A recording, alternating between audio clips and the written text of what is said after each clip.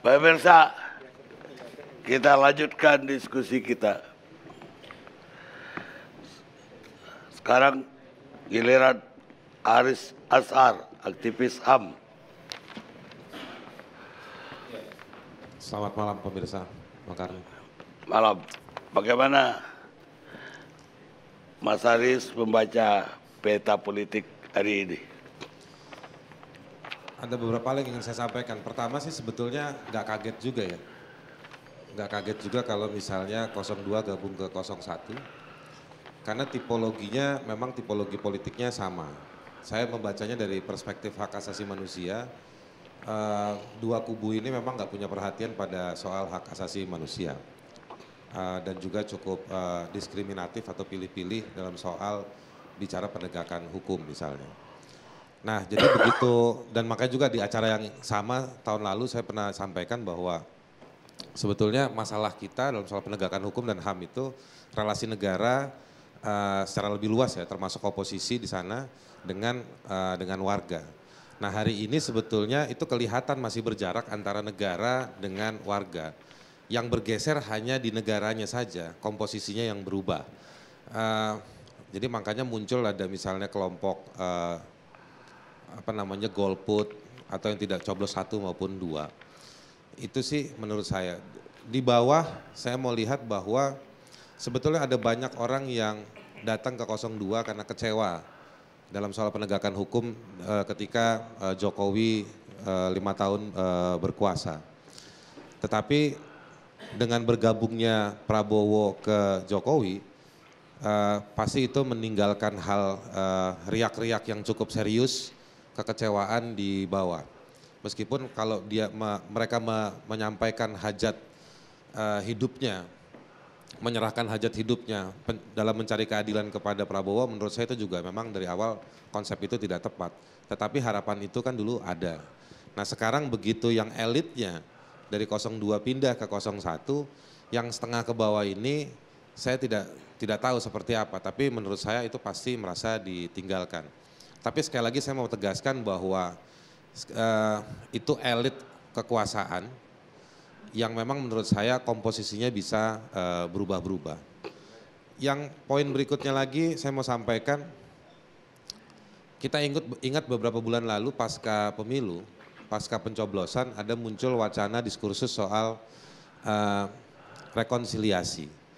Waktu itu pertanyaan sejumlah orang, tidak lama isu rekonsiliasi, tetapi misalnya saya menyampaikan waktu itu, ini yang mau direkonsiliasi siapa dengan siapa, dan objek rekonsiliasinya apa, dan goalnya apa. Tetapi memang akhirnya karena ide itu hanya untuk membahagiakan satu dengan yang lainnya, tidak berkunjung, tidak berwujud akhirnya. Yang muncul adalah menggunakan kereta MRT menuju tempat makan nasi goreng. Akhirnya yang terjadi itu. Kelihatan rekonsiliasinya, rekonsiliasi menikmati MRT, yang saya nggak tahu apakah orang-orang itu beli tiket waktu naik MRT, iya kan?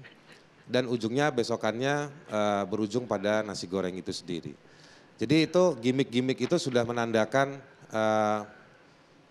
pertarungan yang panjang, melelahkan, dan menurut saya itu sangat melukai, karena terlalu banyak menggunakan politik identitas.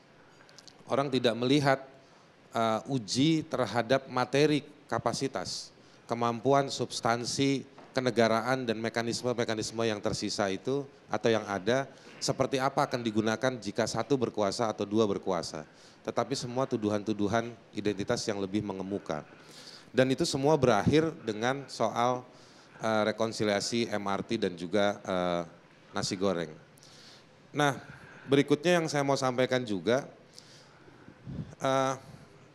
ini saya khawatir Bang Karni, ini juga bagian dari sebetulnya indikator-indikator keretakan dari 01 yang semakin membesar. Jadi 01-nya semakin membesar, tapi sebetulnya makin menunjukkan crack-nya, celah-celahnya. Saya ingin sampaikan misalnya faktor soal Jaksa Agung. Pertarungan soal kenapa Gerindra masuk bisa dibaca juga selain tadi yang sudah disampaikan secara politis oleh Profesor Kudori, ya kan? Menurut saya memang ada catatan soal Jaksa Agung. Jaksa Agung ini memang gacoannya Partai Nasdem.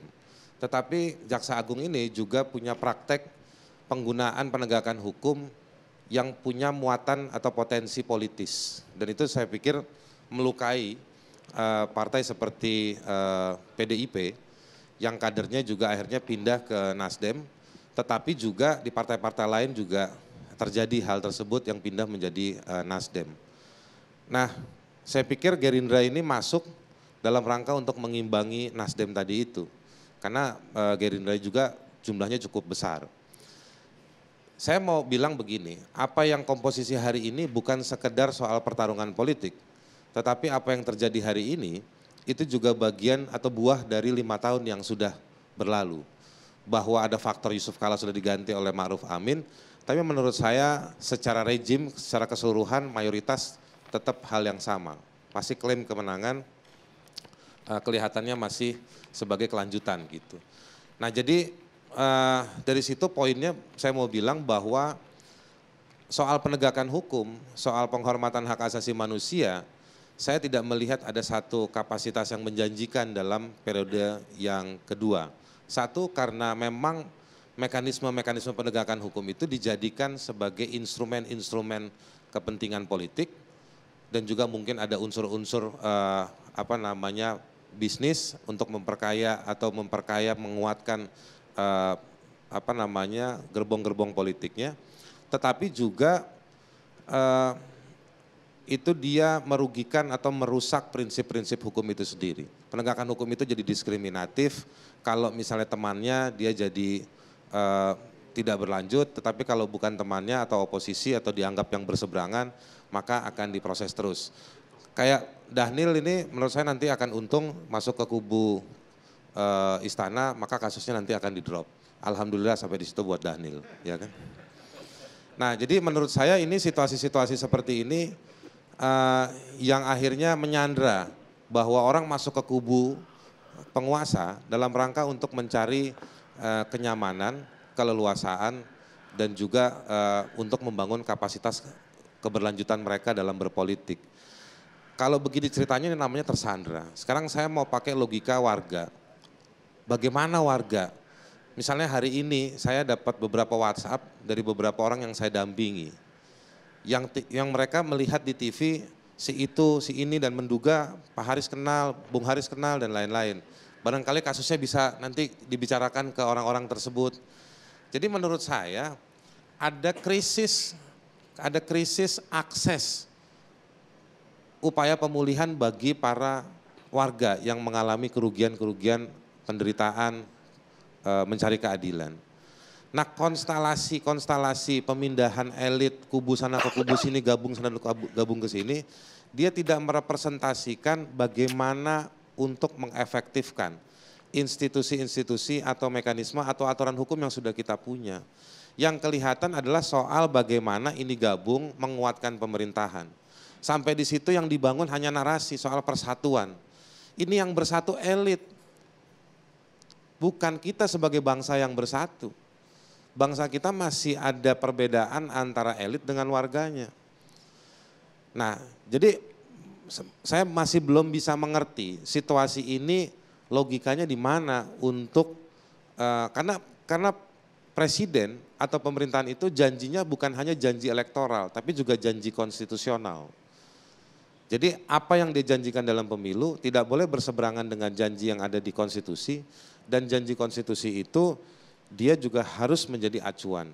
Semua orang baca tulisan-tulisan tersebut, semua orang baca aturan-aturan tersebut, tetapi kalau mereka melihat bahwa konstelasi perubahan catwalk istana hari ini nih dari kemarin itu tidak merepresentasikan keamanan tanah mereka yang terancam diambil oleh investor, tidak merepresentasikan uang-uang pensiun para orang tua yang belum dapat full, tidak merepresentasikan Ibu Sumarsih yang mau mencari keadilan di depan istana tiap hari Kamis, tidak merepresentasikan berbagai masalah bagaimana orang Papua melihat konstelasi para elit ini yang pindah satu sama lain. Saya pikir ini masih menganga persoalan ini. Jadi proses catwalk di istana ini dengan baju putih, nggak boleh pakai baju yang lain, ya kan? itu menurut saya masih kering untuk menjawab masalah-masalah. Masih hanya membeli idenya Prabowo saya beli, idenya Erick Thohir saya beli, idenya Nabil Makarim saya beli, atau idenya yang lain saya beli. Ini bukan soal belanja ide, tetapi ini soal bagaimana menjawab masalah yang masih terus menganga dan mereka masih merasa ditinggalkan. Jadi tadi saya mau menambahkan tadi Profesor Kodori, kalau dia bilang hanya 14 bulan pasar, pemodal, investor, bahkan politisi itu tersandra menunggu. Menurut saya warga itu juga tersandra. Warga juga tersandra, mereka bingung 14 bulan ini harus bagaimana dan kemana. Gak semua warga punya teleponnya Ali Mokhtar Ngabalin, ya kan? Yang teleponnya banyak sekali, ada 3 atau 4 kalau nggak salah, ya kan? Nah jadi menurut saya Bang Karni dan juga pemirsa, ini elit saja yang sedang dancing, sedang membuai dan membeli satu sama lain, termasuk juga sedang ngekick ya dalam konstelasi konflik antara Nasdem dengan PDIP. Ini sebetulnya dancingnya di antara mereka, dia tidak merepresentasikan. Terakhir Bang Karni, saya khawatir kalau kabinet seperti ini kabinetnya bukan kabinet kerja untuk menyelesaikan masalah yang ada di masyarakat, tetapi kabinet untuk membahagiakan dan menenangkan para partai-partai politik tersebut. Kalau sudah kayak begitu, saling sandra dan saling sikut, dan yang diinjak-injak adalah rumput yang ada di bawah. Kira-kira begitu. Baik.